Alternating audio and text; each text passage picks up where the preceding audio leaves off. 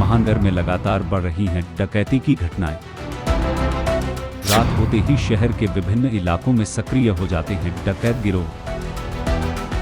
दिन दहाड़े भी सामने आ रही हैं सनसनीखेज लूट की वारदातें। दहशत के माहौल में दिन गुजार रहे हैं शहरवासी। लेकिन आखिर क्यों लगातार बढ़ रही हैं डकैती की घटनाएं? महानगर समेत पूरे असम में दिन ब दिन डकैती और चोरी की घटनाएं बढ़ती जा रही हैं। खासकर रात के समय गुवाहाटी के विभिन्न इलाकों में डकैत गिरोह सक्रिय हो जाते हैं। इस तरह की घटनाओं ने अब आम लोगों के बीच भय और दहशत का माहौल पैदा कर दिया है। गुरुवार को महानगर में दिन दहाड़े हुई सनसनीखेज डकैती की घटना।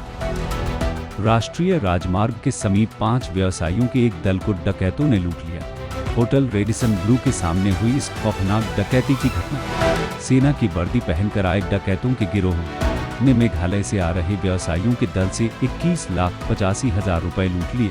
पांचों व्यवसायियों से 5 मोबाइल फोन भी छीन लिए गए।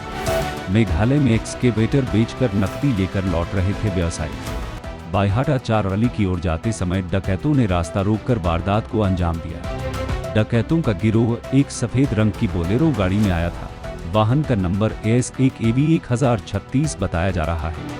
आज भी वशिष्ठ पुलिस के जाल में एक कुख्यात डकैत गिरोह फंसा है। हाजो, नलबाड़ी, आदाबाड़ी और नमाइल से 7 डकैतों को गिरफ्तार किया गया है। गिरोह मवेशी चोरी, ATM चोरी और डकैती जैसी वारदातों में शामिल था।